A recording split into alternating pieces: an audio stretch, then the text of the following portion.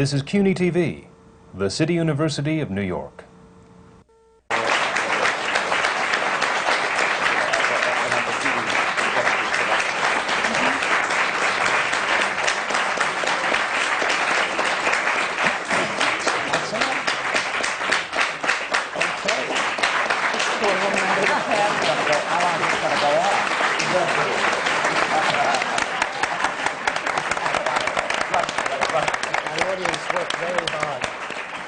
I'm Isabel Stevenson, and I'm president of the American Theater Wing, and I want to welcome you to the Wing seminars on working in the theater. These seminars are coming to you from the Graduate Center of the City University of New York, which is located in the heart of Times Square on 42nd Street, where Broadway, off-Broadway, and off-Broadway all meet to bring the magic of live theater. Here right now are the seminars that tend to tell you a little bit more about what it is to work in the theater. The Wing is perhaps best known for its Tony Awards, but we do more than that, and it is a year-round program that the Wing has. We send shows to hospitals, to sit-ins. The people in the theater work with us. The cast of Broadway shows like 42nd Street and all kinds of cabaret performers come to the hospitals under the Wing's banners. We also have a program called Saturday Theater for Children, which is perhaps one of the most important programs that I can think of, because we bring theater into the schools on Saturday mornings, right into their own neighborhoods. And the children line up, and they make the decision as to whether they're going to go to see a live theater or whether they're going to play baseball or whatever else it is. And we hope that doing that instills a love and a need for theater that will last a lifetime, that will really provide the audiences of the future. It's not good enough to go to the theater just because it is a blockbuster or the hottest ticket in town. One has to go to the theater because there is a need and a love, and they know what good theater is.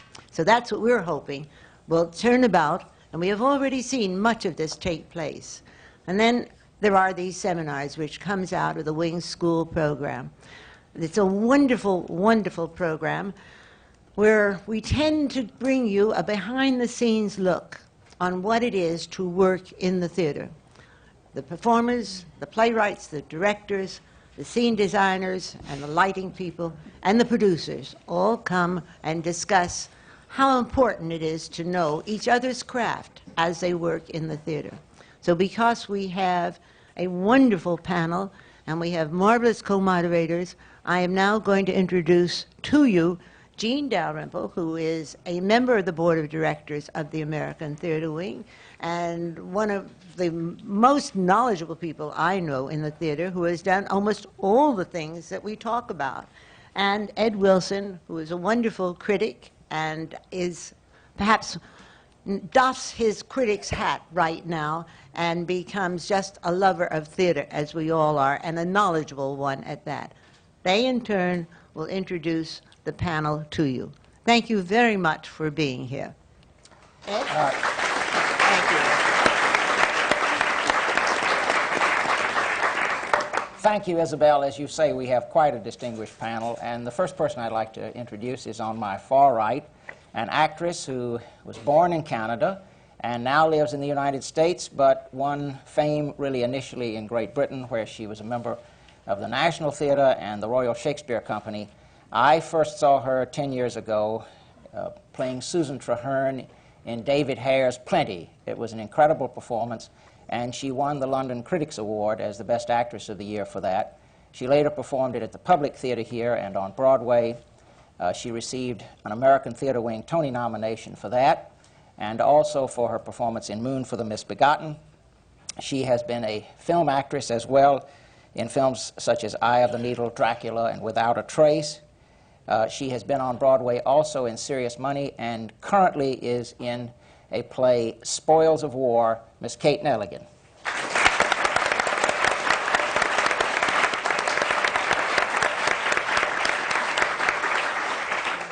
Next to her, the star of the provocative and fascinating play M. Butterfly, playing the part of Renee Gallimard, which I hope we can explore a little later, because it is an incredible part.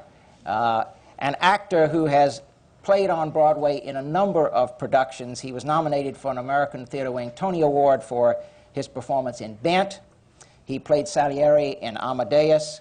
He's been in The Visit, The Rebel, School for Wives, Frankenstein, Dracula, just a whole host of Broadway shows. He's played over 40 roles in the resident professional theater around the country.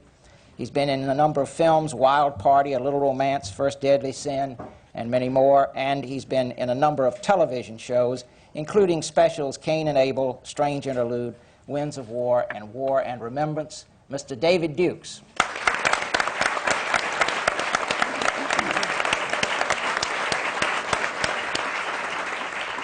And to my immediate right, one of the best-known and finest actresses in the American theater, someone who has delighted us on many occasions and is currently doing so in a play called Café Crown, a wonderful revival of a 1942 play, which is marvelous to be able to get a chance to see again. She has been in so many plays: Rhinoceros, Middle of the Night, Oh Men, Oh Women, Major Barbara, which she played in with Charles Laughton and Eli Wallach, Waltz of the Toreadors, Typist and the Tiger, Love, I could go on, and many television shows, including Golda Meir with Ingrid Bergman, and also films with, I find, a number of fascinating titles. I'm just going to read 3 or 4 of these. The Secret Life of the American Wife, Lovers and Other Strangers, The Tiger Makes Out, and How to Save Your Marriage and Ruin Your Life. Miss Ann Jackson.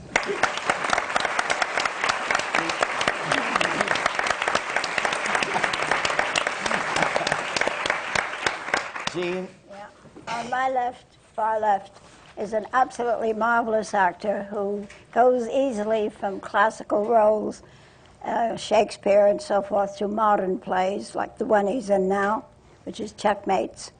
And he's been in also a number of great shows. A Lesson from Aloes, which I remember so well, a wonderful play. Richard III. I'm going to ask him later what he played in Richard III. The Enemy of the People, and The Latent Heterosexual. And I'm so glad that Checkmates is still playing and that you're in it. Mr. Paul Winfield.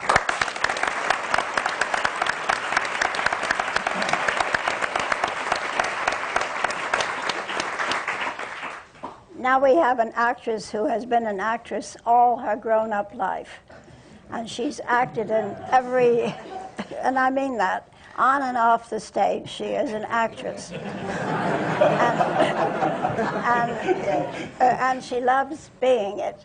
And of course, I think actresses should be actresses, and I think they should look like them. I don't like to see, I don't like to see beautiful girls with their hair, you know, crimped and looking as though they never combed it, and wearing sneakers, and I really don't like it. I like them to look the way she does, like an actress. She's played in, I don't know, countless plays, dozens and dozens of them, and I'll tell you a few of them. Where is she here? The Balcony, I remember that so well, downtown and the Circle in the Square. The Iceman Cometh with Jason Robards. The Kitchen, The Night of the Iguana, where she made a tremendous hit. And her own show, It's Me, Sylvia. And right now, I have to say, she was nominated. She's done 40 films, and that's not down here. And she was nominated for her roles in 2 of them, Farewell, My Lovely and Midnight Cowboy. And everybody remembers Midnight Cowboy. And also, she was nominated as Best Actress in London, where she made Vieux Carré of Tennessee Williams a hit, which it never was over here. Sylvia Miles.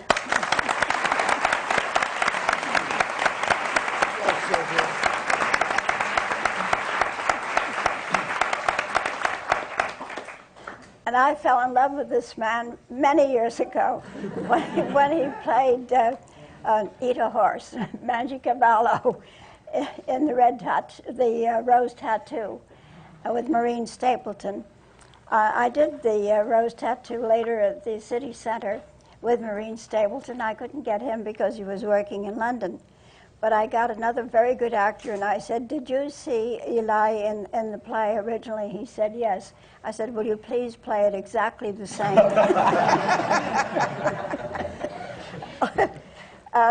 He's been, of course, in many, many plays.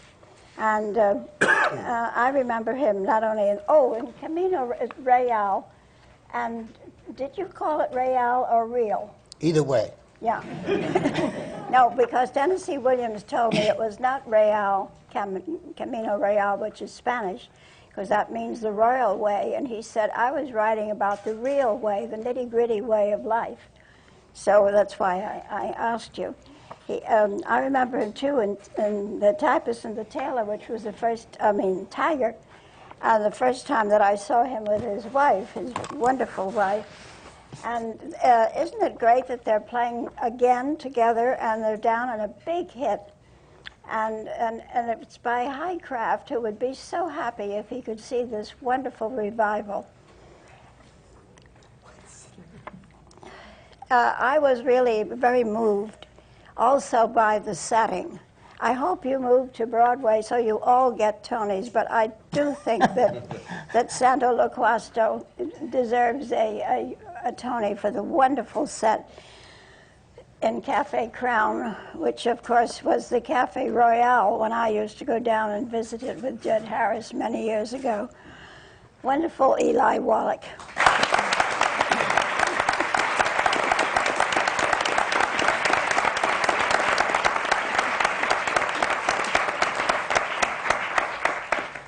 As Isabel has said earlier, this is a seminar about working in the theater, how the craft is developed, how the profession is, and we're talking to experts today.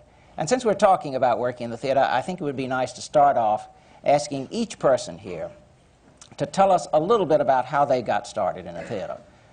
Something about their training, perhaps, but particularly perhaps if there's one person or one moment, one event, one show they saw that really determined for them the fact that this was going to be their career.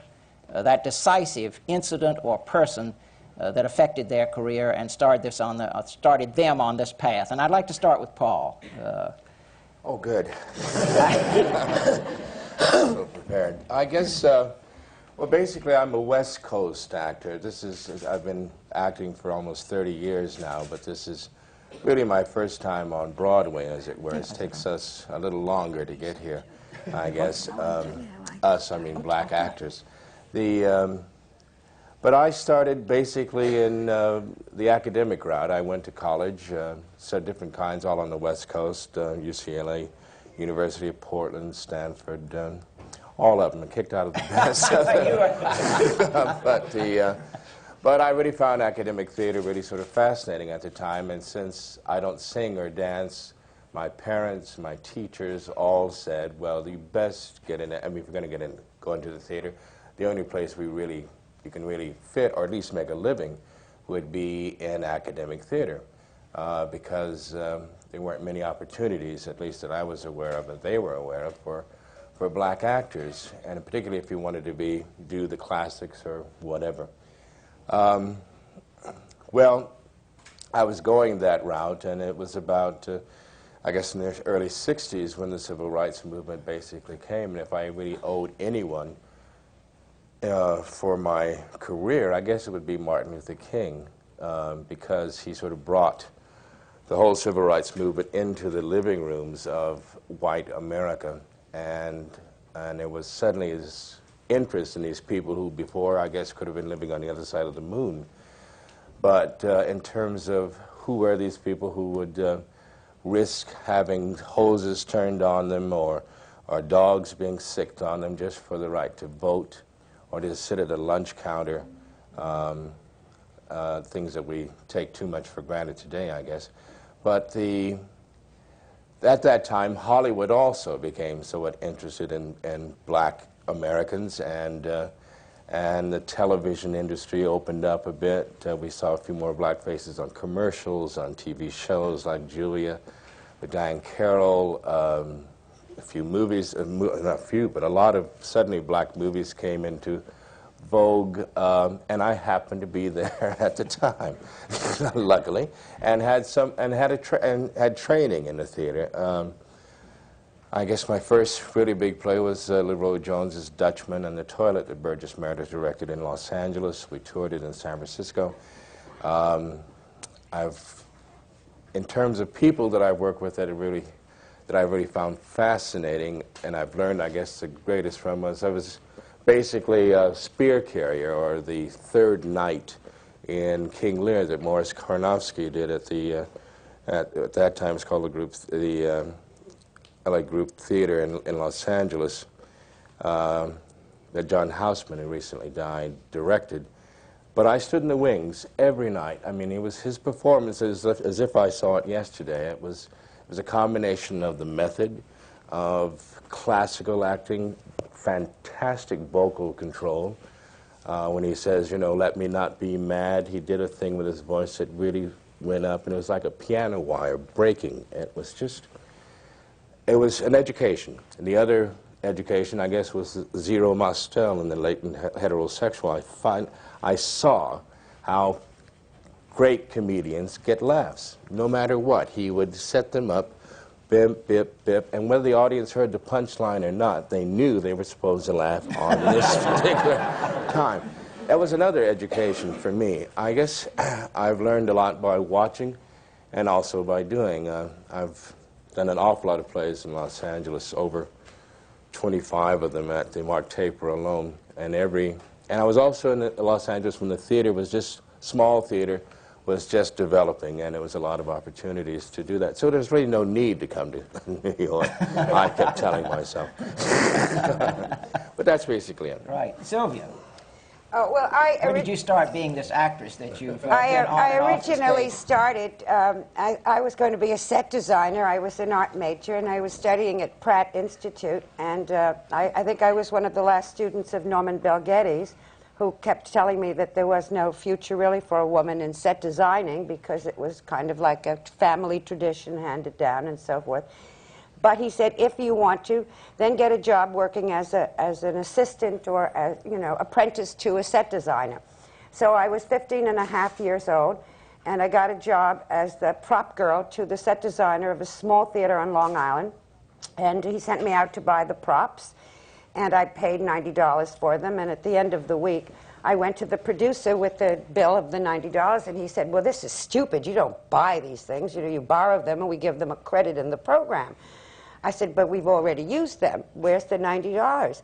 So he said, I tell you what I'm going to do. I'm going to give you a part in the play. And this is the salary, $90. And he said, the only part I have is this 90-year-old man in the Caucasian chalk circle. So I was given this role, and actually what had happened was the play had already been in rehearsal, and the original 90-year-old man passed away. So they made me up to, and I sort of looked like Confucius. I remember I have a photograph of it. And I walked out on stage, and they said, place the child in the circle of chalk. And I realized I was 90 years old, and I had to take the time to walk slowly as an old man. And I took inch by inch, step by step. About 20 minutes later, I reached the center of the stage, totally unaware that the other actors were glaring at me, you know, ready to kill me. And I placed the child and then turned around and another 20 minutes to get back to the other side of the stage. Well, the feeling was so, it was so incredible. I thought, well, this is much better than, you know, set design. Nobody could do anything until I got back to where I was supposed to be. So that's marvelous. Let me say one thing about Sylvia that I forgot to say. She's a master chess player. She beats me at backgammon, and she does the Sunday Times crossword puzzle in 20 minutes. You notice you don't get paid for any of those things. Eli. Well, since we're doing a play about the Yiddish theater, my parents took me to the theater as a little boy, and I'll never forget the scene. The young man had been sent off to war, engaged to a beautiful, rich girl, and he came back from the war like this. And the woman he was engaged to, the girl said, oh, no, I will not have him.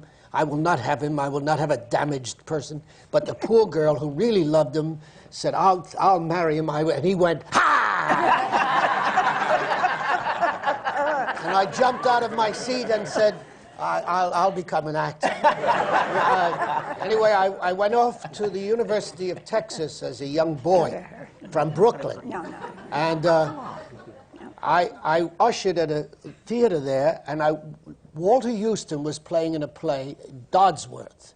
And I went backstage at the intermission, and I said, Mr. Houston, I'm from Brooklyn, and here I am in Texas, but I want to get into the theater. And he flipped his cigarette away and said, we all do, kid. And he walked in. But anyway, everyone in my family were teachers, and it was determined that I would be a teacher. In the 30s, they didn't need teachers, so I took the exam with about 2,000 others. 25 passed, and I did not pass. I got a scholarship to a school called the Neighborhood Playhouse School of the Theater. The teachers were extraordinary, Martha Graham and Sanford Meisner, and they both have had a tremendous influence on my work and my career. That's it. Terrific. Annie? Oh, I didn't say how I met her. That'll come later. Maybe she can tell us. Yeah. Well, I didn't know anything about theater, but I guess I was about 4 years old, or 5, when I saw my first movie. And then when I saw that movie, I thought that I would grow up to be an actress on the screen and kiss the leading men and wear fur at the bottom of my skirt. That's really what I wanted, because it was the 30s, you know, and they were all with their shoulders in satin, and it was very glittery and lovely. And then when I was in high school, I guess I got into a school play, and I kind of liked the feeling that all actors like, of having the power of going into another soul and making believe I was somebody else and convincing an audience that what I said I meant. And then I went into the John Golden auditions when I got out of high school. And I did a monologue that a teacher had written for me that was from Anne of Green Gables, and I had red hair and freckles, and I sat and pretended that I was riding in a carriage and a little orphan girl, and of course the audience liked that, so I won that. I won the John Golden auditions, and I then went after that, no, before that I went to the Neighborhood Playhouse, and I got there through Herbert Berghoff, who was an enormous influence on me. Herbert was a refugee, and he was in love with the theater, and I went to see him carrying Ulysses under one arm and Gauguin's journals under the other, neither of which I had read. I just thought that that would be impressive, and indeed it was. And he took me in his class and then helped me get a scholarship to the Neighborhood Playhouse with Sandy Meisner. And then it was a matter of when I studied acting and I realized it took 20 years to be an actress. I thought, oh, gee, that's an awfully long time for me to get my fur on my skirt and my satin dress. But I then got put in a play with Eva Le Gallienne called The Cherry Orchard that's written by Anton Chekhov. I played the ingenue, and I fell so madly in love with myself in the costumes, myself as a Russian, that the movies didn't have the glamour for me anymore. It certainly didn't have the mood and the beauty of playing for a live audience in a great play. And then by that time I was hooked. So then there were a series of flops, and I'm still waiting for another Chekhov play. David. That's it. Yeah, that's terrific. David. Well, I'm another West Coast actor, and I was born and raised in San Francisco. And I guess the first performance I ever saw that got me going was they took my English class in my junior year of high school, went to see the Actors Workshop in San Francisco. I saw Robert Simons do Falstaff in Henry IV Part 1, and it's a performance I can still remember this day. And then I started taking drama classes because I thought that looked like a lot of fun. And then the other major influence was Laurie Schwartz, who was my leading lady in the first play I ever did in high school. And Laurie was this girl that I had known since grammar school but had no time for me. But in the course of the run of this play, my first French kiss was in front of a sold-out house in the middle of the laugh. And after that, I had to go into the theater. There was no choice. Because it beat mathematics all to hell, I'll tell you. And so I went to college still as a math major, but I started doing a lot of community theater. And in my second year of college, a man named James Dunn took over the college department. He's still a major influence in my life, and he was just a great director. And then I joined ACT some years later, and Bill Ball and Ed Hastings, and there was a whole series of people at ACT that got me going. And I don't know, I fell in love with it doing the Shakespeare and, you know, in all the Shakespeare festivals on the West Coast. And I don't know, I've just never turned back. And you know, television and films I do to pay the rent, but theater I come back to because it's home. So I'm still waiting for another Laurie Schwartz. Kate. I grew up in a small town in Canada, and I guess I thought I would be an academic. I was a very shy kid, and I went on a scholarship to university to study French literature. And as I joined the volleyball team, and somebody said, go, you know, they're doing these plays. And so I went, and my first role was Gertrude in Hamlet, and I was 16. And I had a great dress. It was purple. And it was low cut, and my father walked out because the dress was too low cut. And then somebody said, you know, you really are an actress, that's what you should be. And it seemed astonishing to me. I'd never seen a play. I left the next year. Somebody filled out an application form because I was too shy to do it. A teacher at the school said, they're holding auditions in New Haven, Connecticut for the Central School of Speech and Drama. It costs $25. I'll give you the $25. So I went there and I auditioned, and then this blue envelope arrived and said, you have a place. And I went to England. I'd still never seen a play. I saw a play the first time when I was 20 years old, in my second year studying to be a professional actor. And I studied there for 3 years at a posh English school. I don't remember what I learned there. I'm sure I learned something, but I don't know what it was. The people who taught me are all actors. I don't learn from directors, by and large. I learn from actors. I learn from great actors, is my history. Colin Blakely, who died last year, who was the best actor I've ever seen in my life, and who was one of those English actors who worked and learned and knew everything. But, you know, here he probably would have been Spencer Tracy. But there he was Colin Blakely. And I learned everything that I know from people like that. But so that's what happened to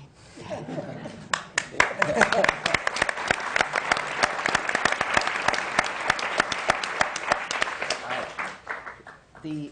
You talked about the theater as being, you know, vis-a-vis films and television. And before we get into some other things, I would like to ask a little bit about the effect of the audience on playing and on being in the theater. And Paul, who's been in films so much and been on television and played Martin Luther King Jr. on television, and has gotten recognition for things like Sounder and many more. But now you're in a play where it seems to me the audience response is a crucial factor in that play. I don't know that I've been in a long time to a play where the audience is more into it. Could you talk a little bit about that and tell us how that affects you and affects the rest of the cast, do you think? Well, it is truly amazing. It's actually like you're getting two shows for the price of one. I mean, there's one in the house and there's one on the stage. The response is truly amazing, but I think that's due to two things. One is that it's a comedy, and the second is that the audiences are mostly black, or at least 3/4 black generally. And we all discussed this phenomenon. Sidney Poitier came the other night, and we were talking about it, and sometimes it's a little distracting for us on the stage because they get so involved and so start talking back to us. And you said, what? I'm not talking to you here. But anyway, he said, don't be put off by it, and don't. He said it because it's a kind of an appreciation that in this particular show where they have three very well-known actors who they don't often get to see on the stage, and often don't get to see together and working in a material that's as responsive as this is. Then it's a kind of continuous applause, I guess, and it does help. So sometimes you really come in dragging. You say, I'd like to be anywhere else except on 46th Street tonight. But you get that first laugh and that response, and somehow it just sort of gets you right through. And David, you have a different problem. but it's wonderful being in a comedy and having an audience response like, because it really does get you through the evening. What does it do to timing? How do you handle that? It keeps you on your toes. Truly on your toes. And a lot of what I watched in Zero Mostel and Jules Munchkin has come into, I've been able to use, because you really do have to set it up and also know when to cut it off. And and they make you work for it. I mean, you have to keep control. I mean, when the audience gets control of the play, then it really truly does go down the drain. But it keeps us on our toes. It's very interesting. Sylvia, you're in the theater again after being in a million films. Tell us what you feel about it. Well, it's interesting. I'd like to just take it from Paul and just to make another point. It's interesting. I made my debut off Broadway in a play called A Stone for Danny Fisher with Zero Mostel, of course, the past master of comedy.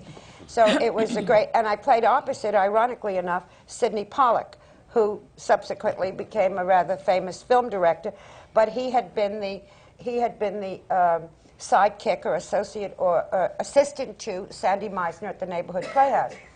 And he and I played opposite each other. And the play was directed by one of the Adlers, Luther Adler, under some other name. Of course, he subsequently got very good reviews under the other name, and he called up all the newspapers and said it was me. But so several of the late previews of the play before we opened were attended by Stella Adler and Harold Clurman, who were married at the time. And of course, Stella Adler being the sister of Luther Adler, she would come backstage because she was very interested, you know, in the young people in the theater, and she was very influential at that time to the young actors. And she would come back and say, do not play to the audience. Do not play the comedy to the audience. Keep it within the play. You know they are there. They are responding to you and makes you feel good, but don't take it from them because they get control. And the minute they get control, you're in trouble. Now, ironically, I'm in a comedy at the moment, Tea with Rummy Jack, which is an audience play that the audience does respond to a great deal. And it's interesting because it is so important and it's so enjoyable as an actress to play to that, to have that response. But on the other hand, you have to keep such a tight control, right? Because otherwise, they either get ahead of you, or they begin to talk to you, or they think they're in a movie, and you know what I mean? So I worked with Colin Blakely, and this is also just with what Kate said. I did a film with him, with James Mason and Colin Blakely, and I had scenes with Colin Blakely, and I learned from him, and this was 1982. So you see, you know what I mean? You can always learn from a great character actor. In England, they treasure their character actors a great deal more than they tend to here, you know. Eli, you worked with Zero, too. You had to deal with that. I made my debut with him. As a matter of fact, I was part of his preparation. Did you know this story? No. Do you know the story? Well, this is a typical actor story. It was my first play, and I had no idea that actors had a preparation. You understand, a strange preparation. And Zero's preparation, he would goose me. I was waiting in the wings. I was the first one on the stage. And one night I wasn't there, and he couldn't go on. He kept searching all over to find me so he could make his entrance. No, Anne and I played with Zero in Rhinoceros for almost a year. But you talk about audiences and their influence and their response. The director of the play we're doing now said, there's a fourth wall, it's a cafe, assume that the audience is also seated at tables and let them overhear. but don't push. Don't go out to them. Well, one night, they were rather dull. And the computer up here sends messages up and says they're terrible, so you have to push a little harder. And the more you push, the more they retreat, until it becomes a strange tug of war between you and the audience. Well, one night, I'm farsighted, and I can see very well. I looked in the front row at a little theater on 2nd Avenue. Ann and I were doing The Typist and the Tiger. And the man was like this. And I thought, wait a minute, I've just come on. We can't be that dull. And of course, all my focus went on that one man. And all through the play, he never raised his head. I thought, geez, he's asleep. Anyway, at the end of the show, the stage manager came back and said, someone wants to see you. I said, if it's him, I'll kill him. And it was, and he was blind, which taught me a valuable lesson. That is, the more the actor goes into what he's doing on stage and worries less about the response, the better he'll be. The actor always pretends that the laugh came and surprised him, even after playing for months. You know, and there's a part of him that washes over his whole being that says, "Oh, good, you know, good." Well, that's what happens to the actor. I did a comedy act when I was an actress, and we one time played it, and the audience was so dull and so asleep that we finally ended up playing it as a drama and got a tremendous applause at the end. David, what is the audience in terms of your relationship to the audience? Because you speak directly to the audience in M. Butterfly. It was just because I was just saying that with M. Butterfly, because I narrate to them and also jump into scenes, it's a very peculiar relationship, because I do look out and I do see the guy just going like this. He looks at his wife and he looks at the stage and he goes like this, and he just doesn't want to be there. And I watch that for the whole first act. And the first act of this play is a tremendous amount of exposition, but it's designed or directed to be funny. I mean, the man is presenting himself funny, but it's also the character also has a desperate need to tell this story. So it strikes this strange balance. And some nights I'll go out there and it's a laugh riot, and then I'll go out there other nights and it's the house of the living dead out there. I mean, there's no response at all. And it's very hard not to try and woo them in, because it is a stand-up act. And it's a very difficult thing to play when you're doing a stand-up act and you get no response and you're expecting one. But I think I've learned with this one that then it's more about telling the story. The character's telling the story and he wants to laugh, but for my character, you know, they've laughed at this man because of his 20-year sexual relationship with a man-woman, you know, so that it seems funny that it seems right that they don't respond to him. So it gets very strange, this play, because the scenes always play pretty much the same, but the narration plays wildly different from night to night. I mean, a Monday night audience would be wonderful, and the Saturday night audience is a painting. It's an amazing thing. But I always love, I mean, you asked a question earlier about why the difference between theater and film and television. And for me, the theater is like, it's real, because I know when my work is right, because they cough or they don't cough, or they laugh or they don't laugh. And that's why I love to come back here. This kind of challenge you just don't get in theater and television. And in film. Yes, film and television. You just don't get it. And I love this challenge of coming out every night and trying to crack this little nut of telling this story. And it's different almost every night? It's wildly different from night to night, you know. And you also get pockets of laughter. You get a group that may understand it, or, you know, and then we'll have great French groups. We had, you know, 150 French people the other day, and they just didn't catch it fast enough, you know. It went by, their English wasn't good enough. And so there was this huge block of the house that I couldn't get anything out of. And of course, I eventually realized it was a French group, you know, which is similar to the other story. Yes, absolutely. Isabel? Where did you learn the stand-up technique? Because it's very difficult nowadays. There are very few places that an actor can go and hone his trade and learn how to draw in audiences.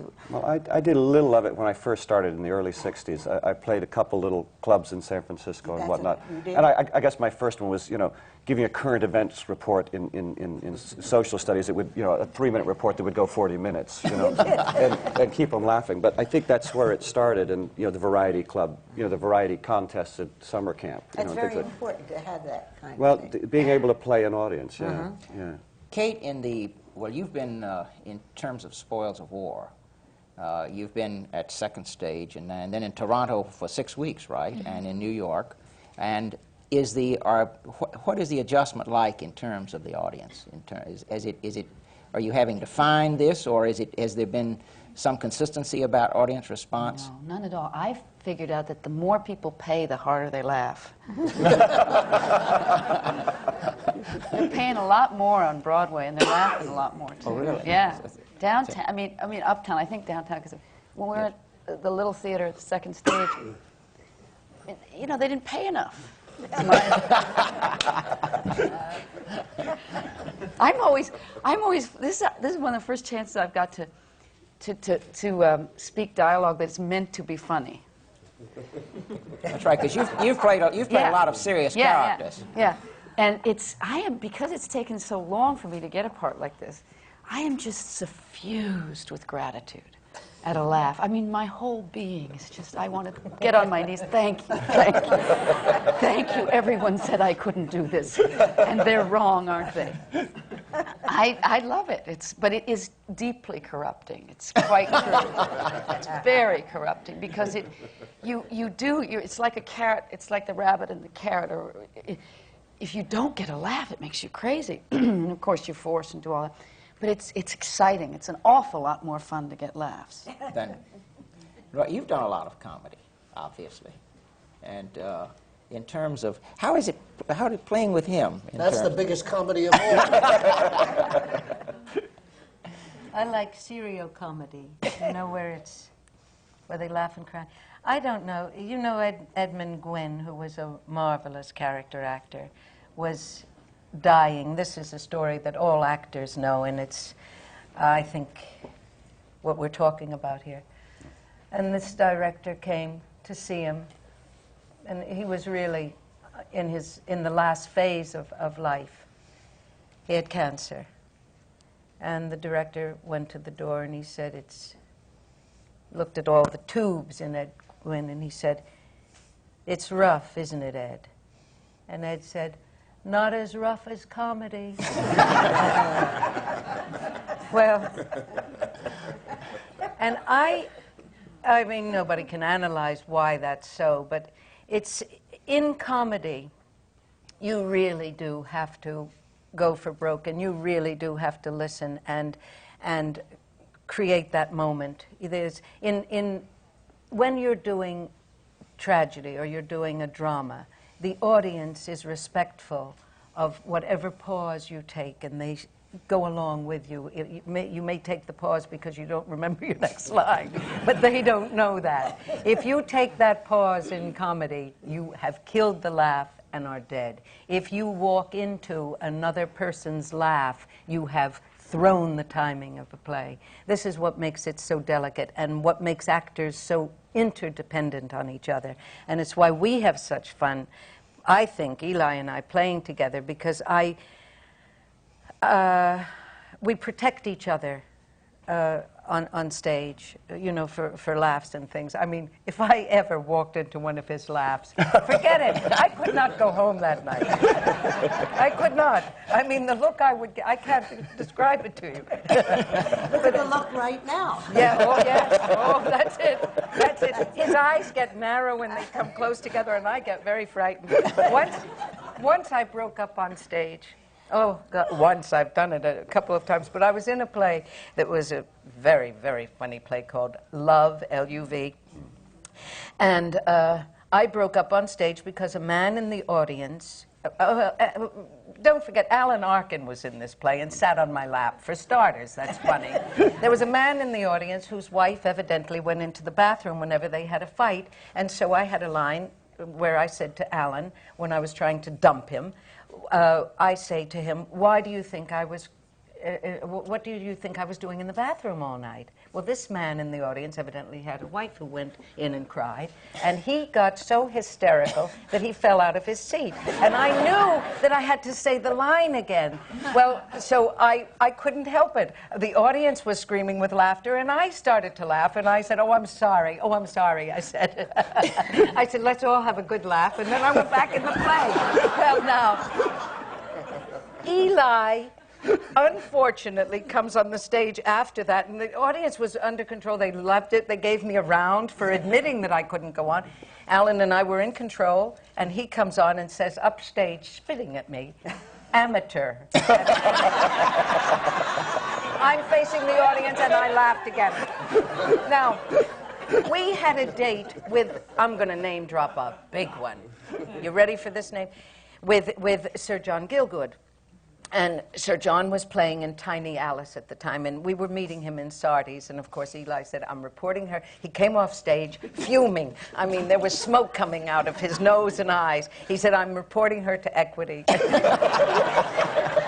And I ran out of the theater. I was so ashamed. And I went into Sardi's, and I met Sir John, and I told him that I broke up on stage, and I said, Sir John, have you ever broken up? And, oh, he said to me, well, you know, Larry Olivier is a giggler. I thought, well, I'm in very good company. How generous of you. I said, Sir John, have you ever broken up on stage? And he said in that marvelous sonorous voice, oh, my God, I'd be too frightened.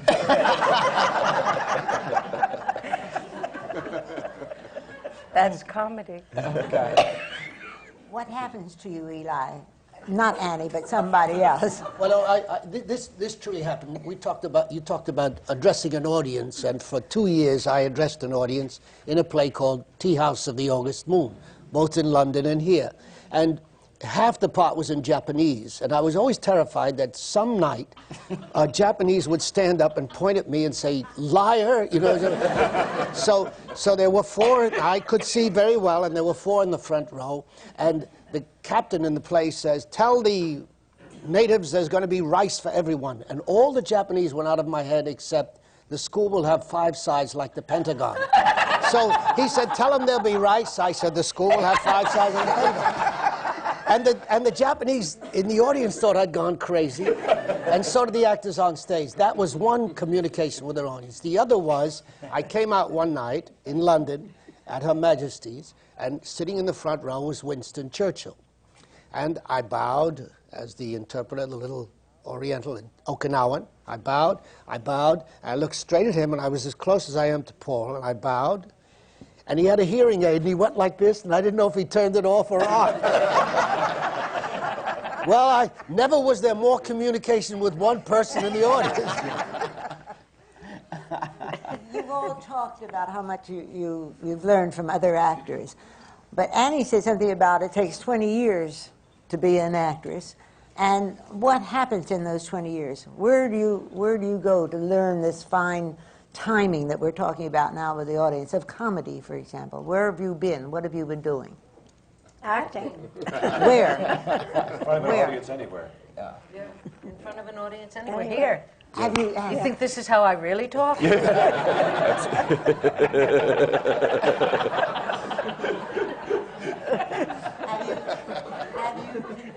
learning? Have you continued working with Absolutely. other actors? That's what's amazing about acting, about learning. Paul mentioned zero and what you learn from watching people.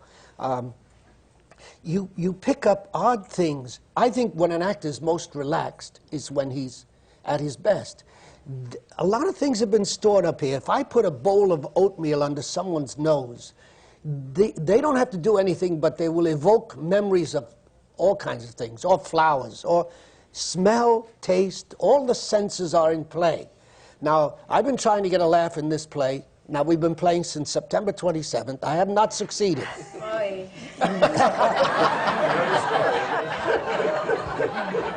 I told him how to get it.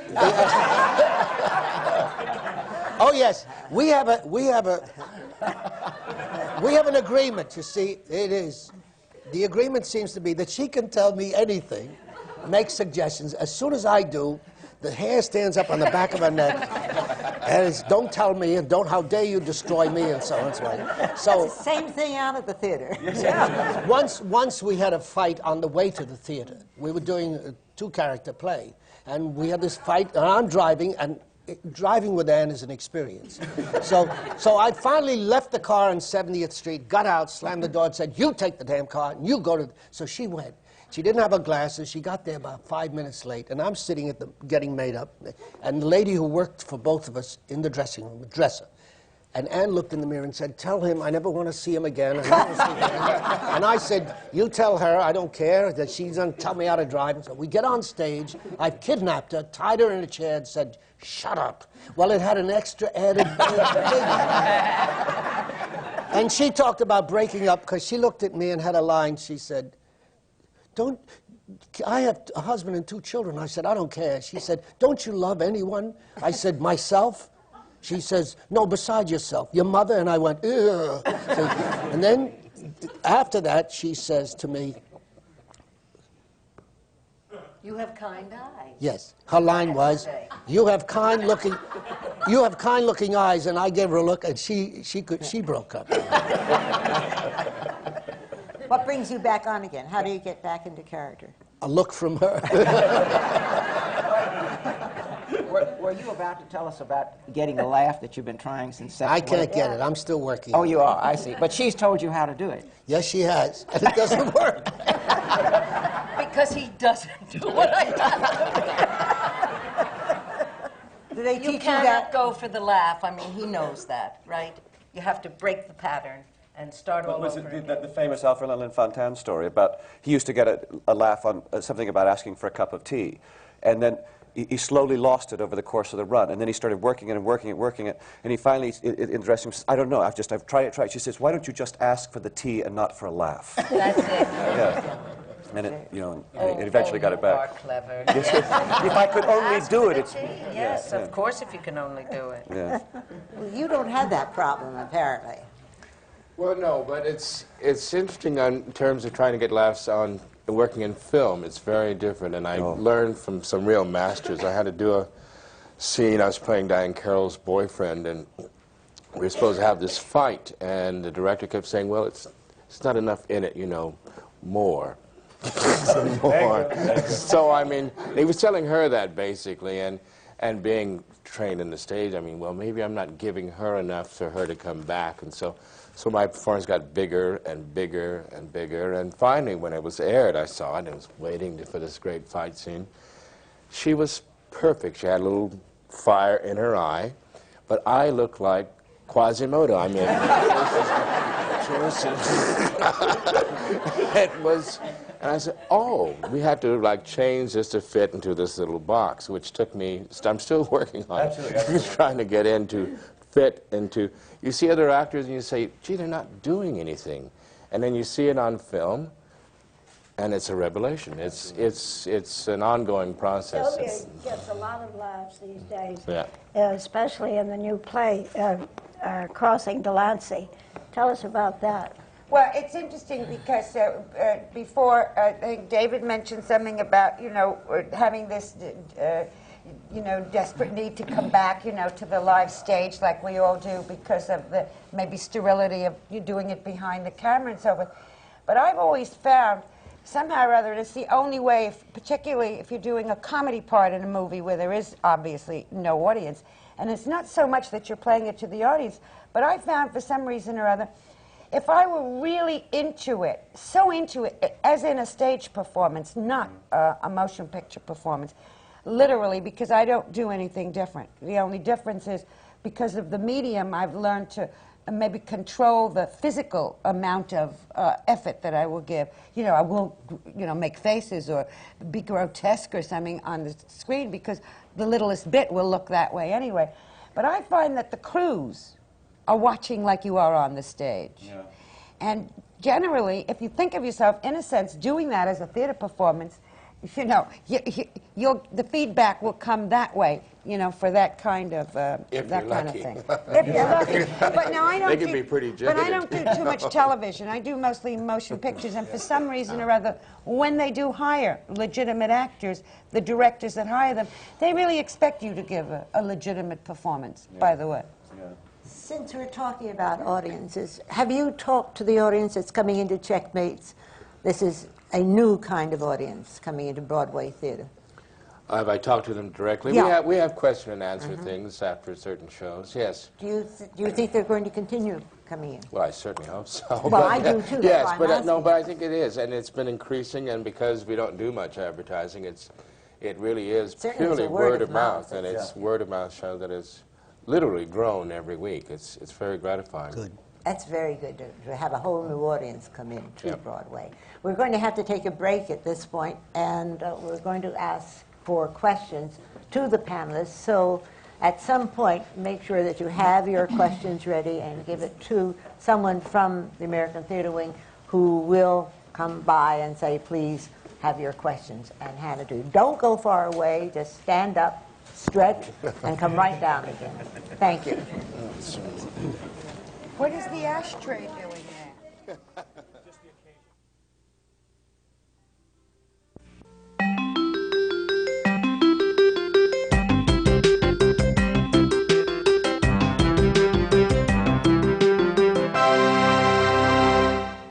This is CUNY TV, the City University of New York.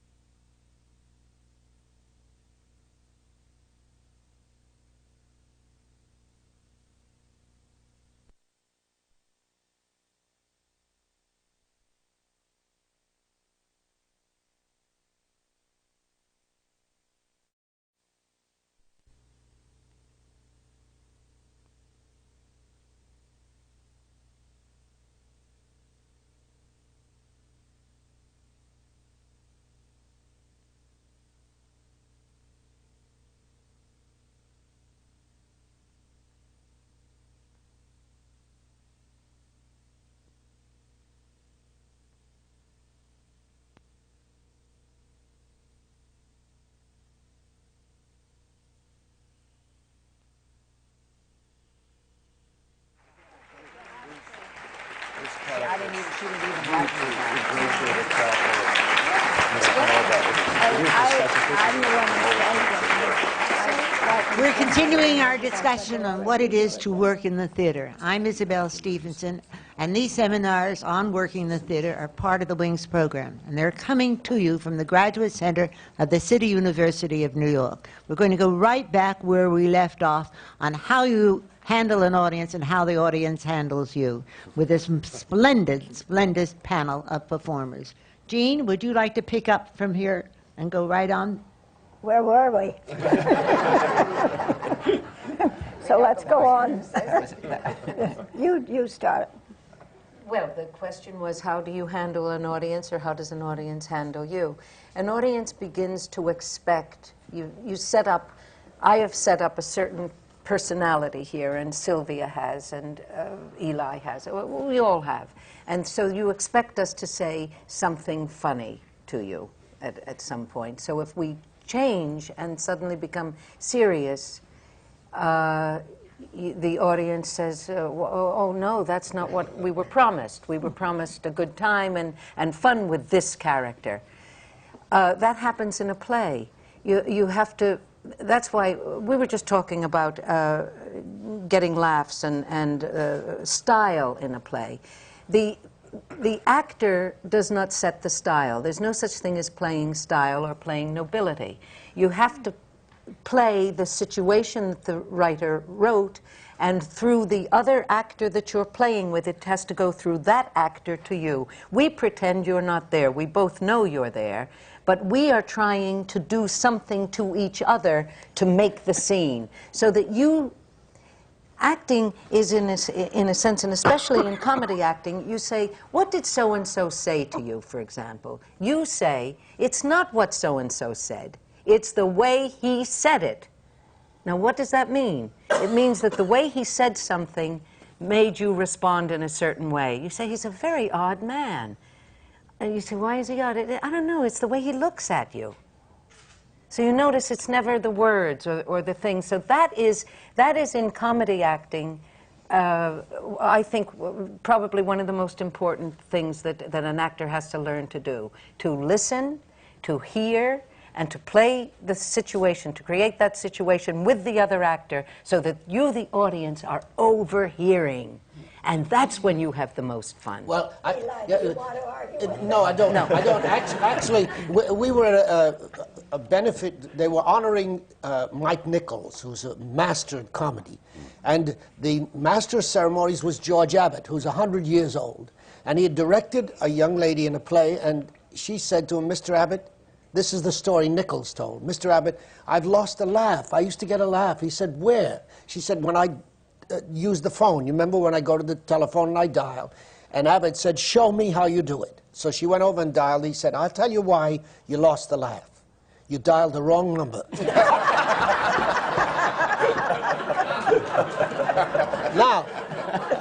Now, that's very funny, but the truth of the matter is he was serious, because what she did was dial all the ones, so to get it over with quickly, instead of really dialing the real number. And that's why she lost the laugh.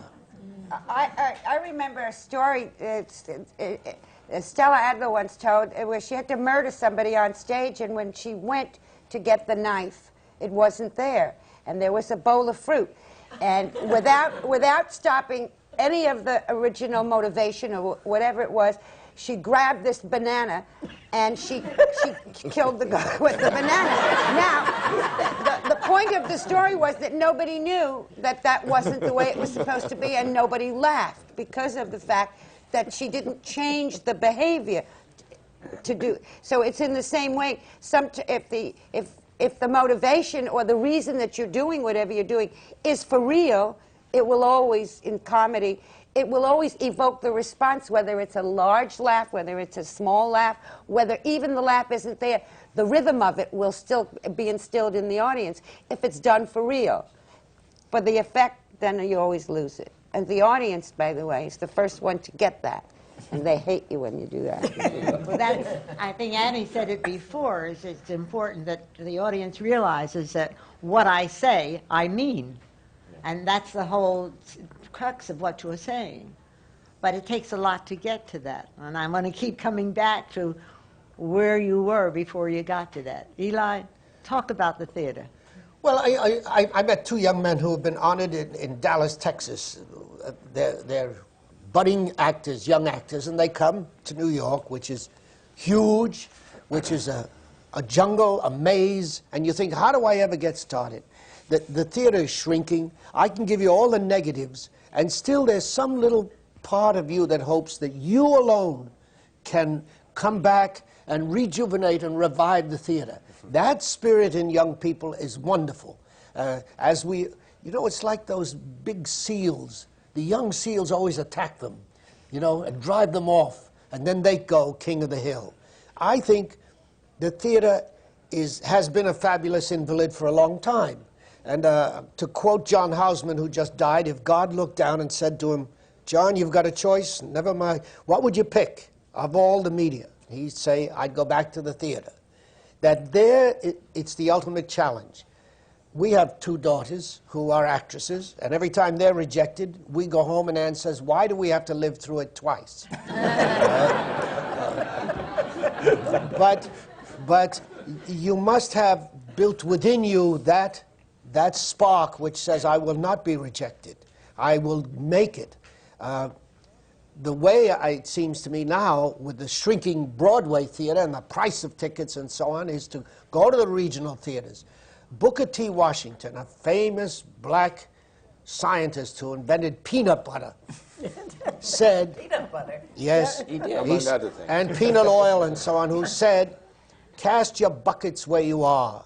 Don't build it here. Build where you are. Grow where you are. Insights, brilliance, talent is not endemic to New York City. It exists all over the United States. So that people from away from here think with an inferiority complex about their ability. It's not true. Not true. So go back, make your theater where you are, build it so that the New York theater is becoming like a huge vacuum cleaner. It sucks up. It used to build and develop things here and ship it out. Now it looks to Louisville, Kentucky, Pittsburgh, Los Angeles, London, wherever. Put it on roller skates and put a cat in it, and you got it. But that unfortunately is what Broadway has become. They don't take chances anymore. It's too expensive. We're in a play now that has 18 actors. To do that play on Broadway would cost almost $1 million with an exquisite set. A set where the people gasp as the lights come up, where some people say, my God, they've kept that Cafe Royale in storage all these years and now rebuilt it. But the problem that the actor has in facing the theater is he's got to have guts, a thick skin, and a determination to survive. But Eli, everybody wants to come to New York, not necessarily Broadway, off-Broadway, off-Broadway, but New York. New York goes out to the regional theaters and does go out to London, but the Mecca is New York. As an actor, have you any idea of why or how we can bring the ticket prices down, bring the audiences into the theater? Well, we're operating in a unique theater.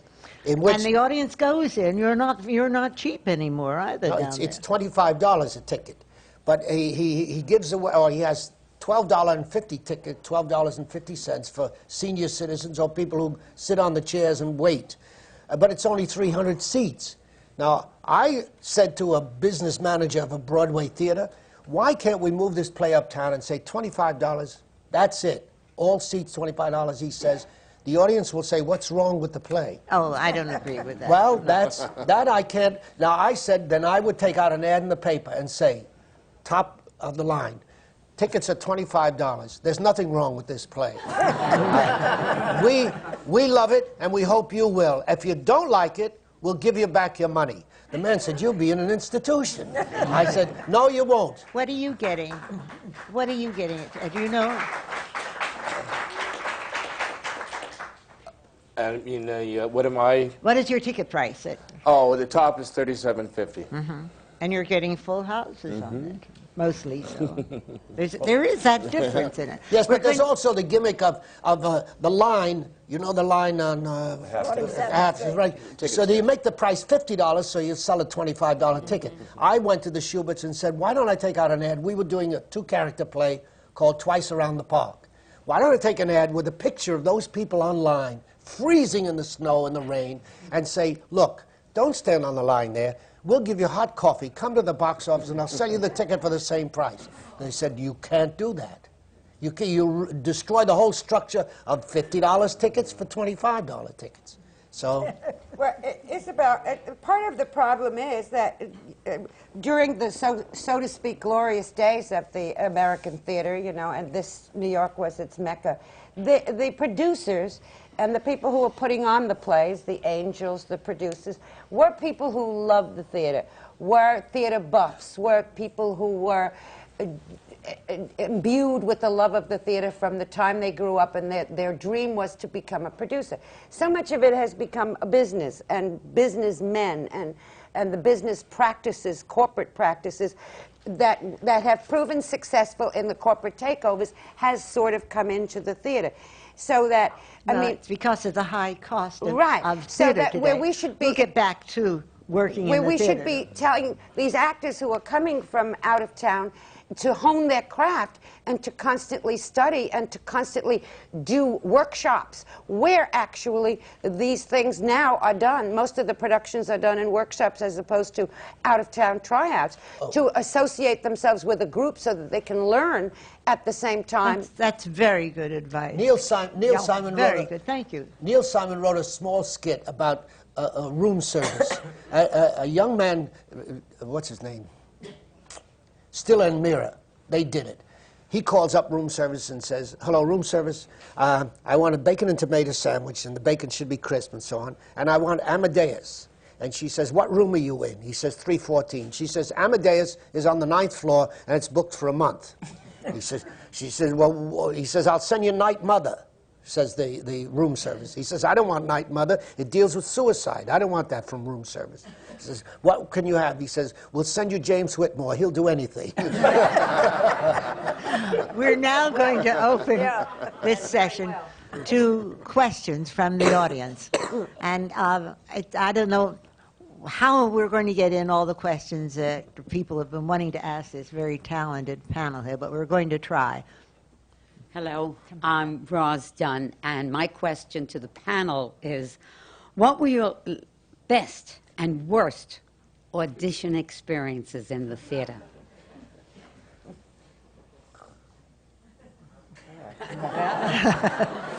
Anybody. How do you feel about auditioning anyway? Let's take that around. It's a necessary evil. I don't know if this, I've been a director too, and there's sort of no other way to pick the actor, I think, you know, that I think we've discovered, unless you know the actor and have seen his other performances and know he's right for it. So it's like a necessary evil, but as an actor, it's the hardest thing in the world. I've never felt good in auditioning. I just can't do it, and because I only think that I work well in 4 weeks of rehearsal.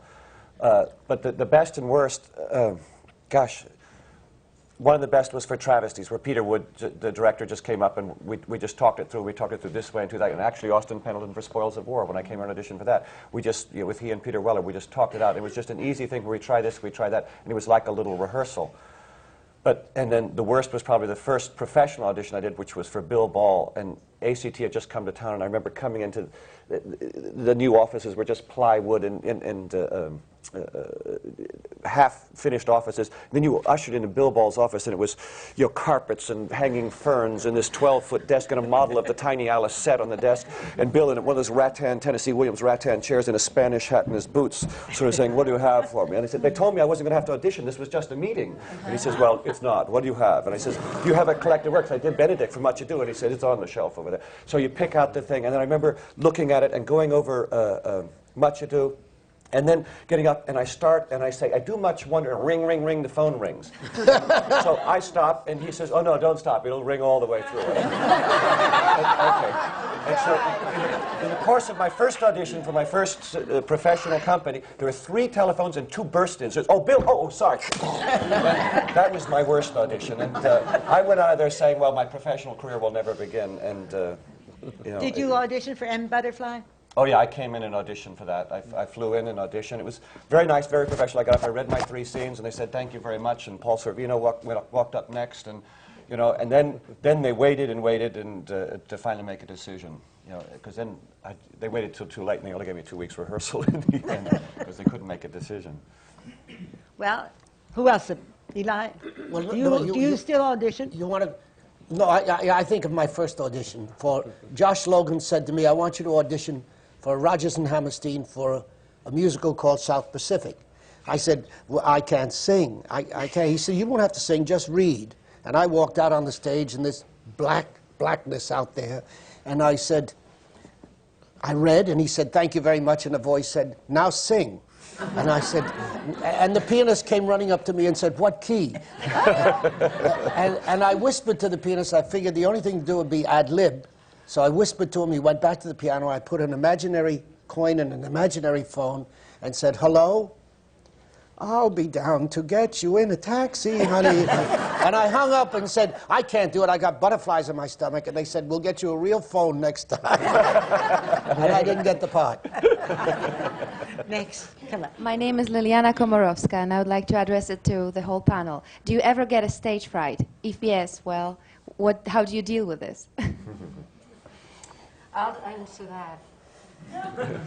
I went into a play called Major Barbara after it had been running, and it's a play by Shaw and with Charles Lawton, and I knew my lines, but I was so nervous and so rushed into this play, and when he directed me, said, "And I don't want you to make a fist or move your eyes, and I want you to play this as though it's a camera." So I was doing this speech in the play with him, and I got what they call an anxiety attack, where my heart was beating a mile a minute, and I could hear my own voice, and I didn't sound like anything. I hated what I sounded like. I wanted to get off the stage. It was the worst feeling that I've ever had. And the only way I got rid of that was by saying, I cannot play this with the idea of playing for a camera in my head. Yes. I have got to defy Charles Lawton, who is the star of this play. I have got to defy him and not be looking where he tells me to look. And I did that. I came to the theater and I did that. I didn't do anything I was told to do. Well, he played his poverty speech the best he ever played it that night. I don't know how good I was, but I was the defiant daughter. And when I came off stage, he said to me, a line in the play, he sent for me. I went to his dressing room and I thought, well, he can only fire me. That's the only thing he can do, and that's it. And I went into the dressing room and he looked at me through the mirror and he said, a line in the play was to his son, "You have earned your latchkey." And that's what I mean by Greek performing. Oh. I went out of the dressing room, I went up and I thought, oh my God, I played like the Greeks. Thank you. Come on. This is for David Dukes and anyone else who has experienced this or knows about it from hearsay. What is the best or worst thing about taking over a role already created by another actor? Well, I've done it a few times. The best thing is you get to see other performances and you can pick and choose. So you can steal the good things and throw away what you don't like. So I used to call it selective theft. And I just, that works, so I'll take that, and, and that doesn't. The hard part is that you're getting on, for instance, with M. Butterfly, you're getting on a production that's just moving like this, and you're coming into a production that is a success not because of anything you have done. It is a big success for reasons other than you. So you have to support all that. You have to make sure that every other actor's performance still works. I'm opposite a Tony Award-winning performance, so I'm not going to destroy that performance. But you also have to bring your own individual stamp to it, and how that is done, I don't know, but you just sort of figure it out each time out. But that's the hard part, is to come in and intuit what the playwright and the directors, because they're two different contributions, what each of their contributions are, and make them both work, and still keep the play going and bring whatever you think is a new energy to it. And it's a delicate balance that you strike every time. Thank you. Thank you. Very good. Hi, I'm Patrick O'Leary, and I have a question for the whole panel. I wanted to know what qualities you look for in a director and what qualities you try and bring out in a director in order for the entire piece to be effective. I think Nellie should answer. Miss Nelligan, I just try, if it's anything short of a psychopath, is basically my rule.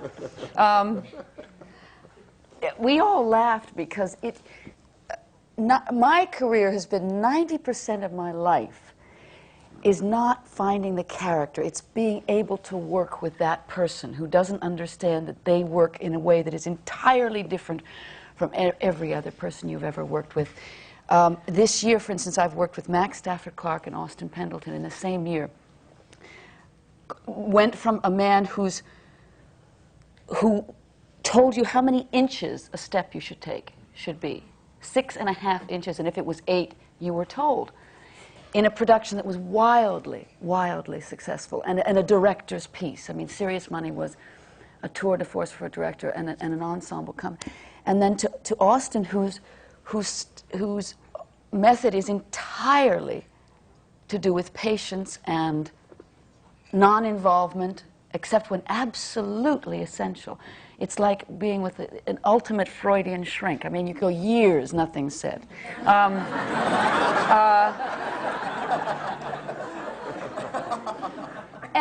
I really, I'm being lighthearted, but I really do mean it that it's extremely difficult to be a successful actor if you define a successful actor as someone who can work with directors, each of whom is entirely different. It is a big, big part of the job. Do you have any preference on which type of directing? Austin is the first American director I've ever worked with. I've only worked with French, German, English directors. This is the first, incredibly, I've been doing this for so many years. It's the first American director, so I say that because, my whole training and everything was with I guess a more, if Austin is representative of things here, what I've been used to and the people that I grew up with were used to was a far more formal approach to the business of directing, a far more intrusive approach, and this was by far the most laissez-faire I've ever worked with. So maybe that is or is not representative, I don't know. But it was extremely wonderful and fun. Does anyone else want to take this? Just briefly, I've been a member of the Actors Studio for a long time, and I think one of the best things I got from Lee Strasberg in all those years was how to work without a director. That you can bring a performance without any help from anyone else or not help. New invention. Yeah. But no, I don't agree with that. No? No, I don't agree with that. I do think it's wonderful training for an actor to be able to bring something, but To I have a think you have to methodology. bring something to the director, because then he choreographs the whole thing. And it's when you think that a good director makes you think that you have created that by yourself. And I noticed that Kate didn't use the word permissive, because Austin is not a permissive director. He is. That was a very good description of him. I've seen his productions. He has a concept of the entire thing, and that's terribly important for the actor, to have a director who makes you think, yes, you've done it, and then who Kazan was a genius at that, and then who brings that production and makes But don't you find, Anne, that if you're working with people less than Kazan, and most are less than Kazan, that very, very often there is no view. Or not a coherent view. Yeah. I tend to think that younger actors, people younger than me, I mean, there are no more Kazans. And we weren't trained by people of that caliber. Yeah. You know, or had exposure to that kind of thing, and an awful lot of, and I don't think I'm being too cynical, an awful lot of the life of an actor is surviving the director you're dealing with. Just surviving them. I studied with Harold Clurman, who actually taught, actors how to, in a sense, direct themselves, similarly to Elise Strasberg, in case of such an occasion. I found when I worked in England and I played the reps, Chichester and Nottingham, that the actors were sort of shocked when I said, well, let's work this out, tonight in the hotel room or whatever, and then we'll bring it in tomorrow to save all that trouble. And they looked at me sort of askance and wondered how I would have the temerity to even dare to talk to another actor, because they don't make a move without the director. On the other hand, I find if you don't, with us in America, the director's usually happy if you come in and bring everything in, then he can work with the people that maybe are not quite that, creative on their own, or, whatever. Once more, I have to interrupt you. And I keep doing this all the time at this very important part of the seminars on working in the theater. This is the performance seminar, and these wonderful performers have been analyzing and discussing and cooperating with each other on what it is to work in the theater. I'm reminded of a line in Eli's play, Cafe Crown, in which someone says, my goodness, I've been in the theater all my life, and I've learned more in 3 weeks working with this man than I have in all of the years of working. And I think that we have learned more in an hour and a half with these people than anybody could get in schools or training or any place else that you might go. We're now talking about the directors, and tomorrow is going to be the time for directors to tell us how they feel about the actors. This is the Seminars on Working in the Theater. I'm Isabel Stevenson. They're coming to you from the Graduate Center of the City University of New York. This is but one of the programs, one of the services of the American Theater Wing, which is a year-round organization. I am so pleased that you are all here, and I thank you very much. And I hope that you will continue to watch Working in the Theater seminars. Thank you. I didn't get to ask a question.